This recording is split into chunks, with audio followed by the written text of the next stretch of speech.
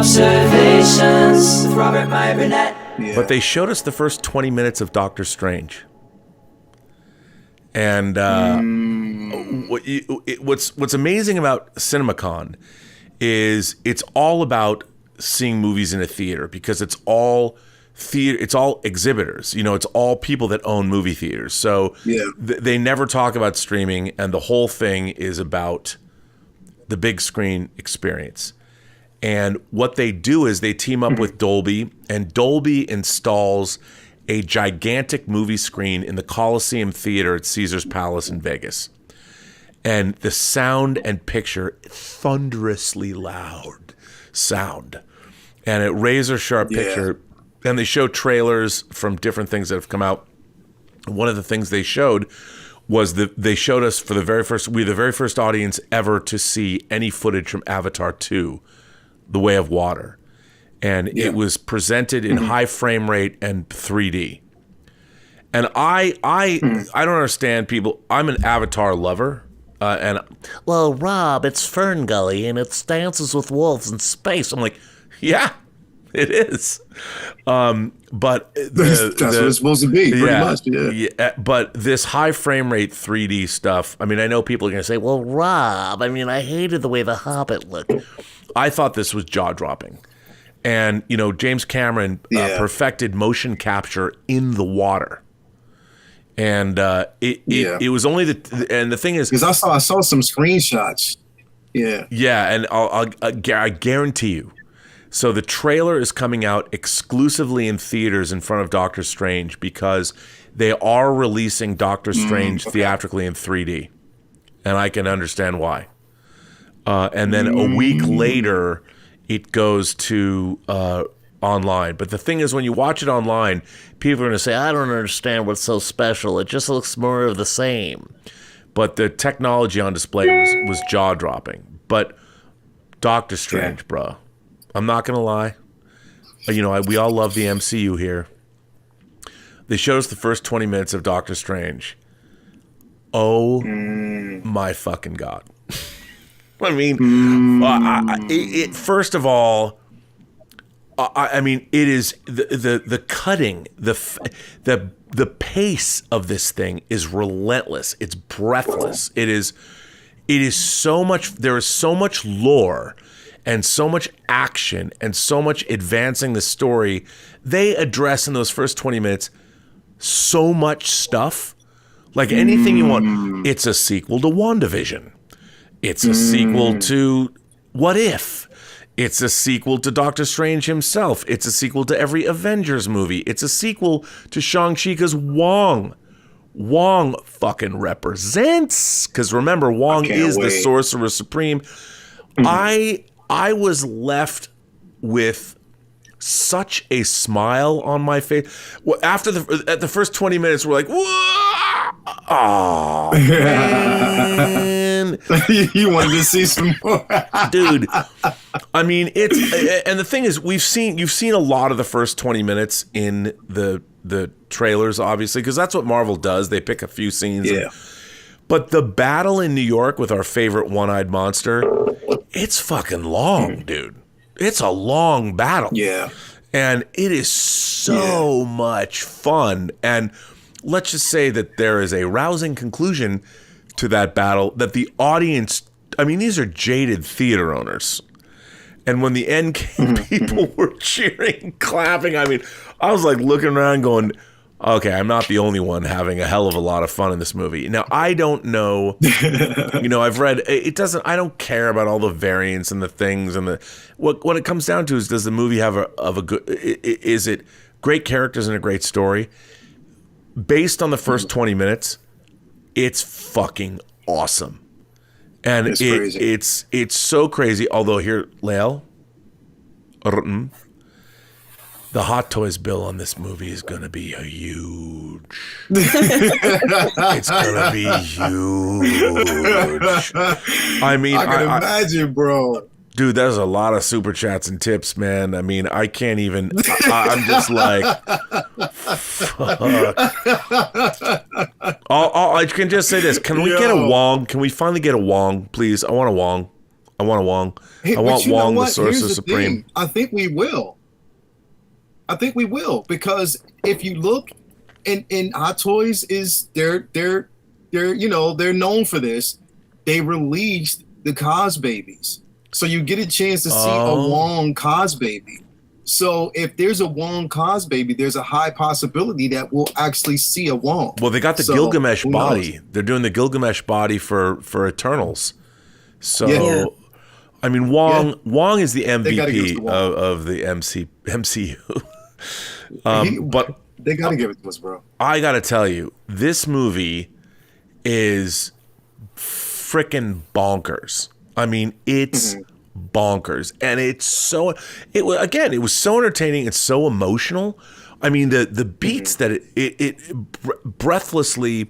It just zings by, and there's so much going on, and they touch on so many things, and there's so many intriguing ideas in it, and it was just getting started. Yeah, I mean, it was just getting ramped up. Yeah, and people are like, "Well, it's only 2 hours and 4 minutes." I'm like, if the pacing stays the rate it's at in the first 20 minutes, it'll seem like the movie is 4 hours long, and it went by in 2 hours. It's incredible. There you go. See, I'm hyped. I'm so hyped. Just a few days later. This a few days away. I know. It's only a few days away.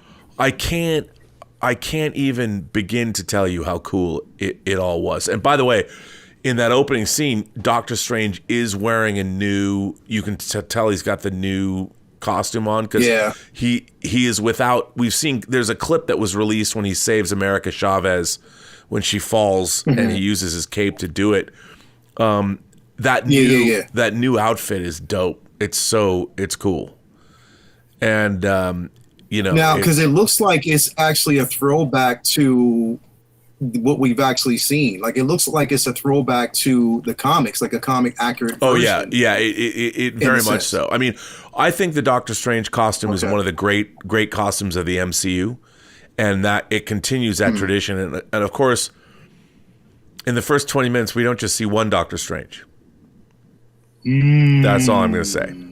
As a matter of fact, when the movie opens...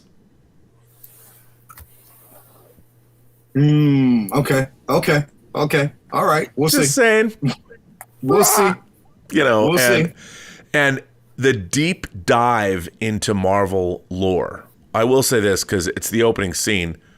The Book of Ashanti, like what has been reported around, everybody go look into the Book of Ashanti in the Marvel Cinematic Universe. It's all part of it. And I have to say, it is so, and a lot of websites and a lot of YouTube channels have brought this up, but what's been going on in terms of the afterlife in Moon Knight, in Black Panther, now in Doctor Strange, they're bringing the afterlife lore together in a way. It's really intriguing.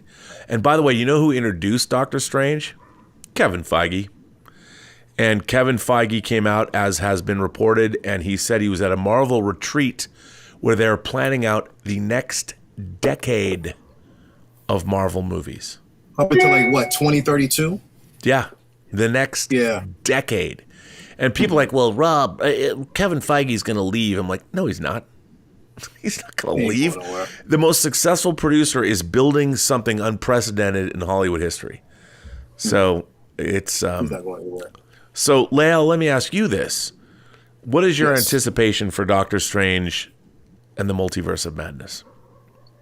Bro, it's so high. And the thing is, it's because they've said it that way. Like, the thing is, my anticipation, like, we've been, like, every streamer, I think pretty much all the streamers that I know have been saying, okay, there's no streams on Thursday. Everybody has to realize that. No streams Thursday. We will not be streaming. So pretty much after Wednesday, everything goes completely dark. So, you know what I mean? It was like none of this. I am so excited about it because, number one, there's so much riding on this film in a good way, in such a good way, because it's an entry point. Like, we've been waiting for that one film that's the defining moment. This is coming after No Way Home. This is an introduction to where the MCU is going to be going in the future. You know what I mean? So I think that again, when we talk about this film, we talk about the multiverse, we talk about everything that's filtered around it, what we've actually seen with, Loki, on the Loki show itself, what we've seen in WandaVision, what we're seeing right now, even with the gods in Moon Knight. And I'm like, yo, it's so smart how they're ending this season of in Moon Knight on Wednesday, and then we go strictly to Doctor Strange.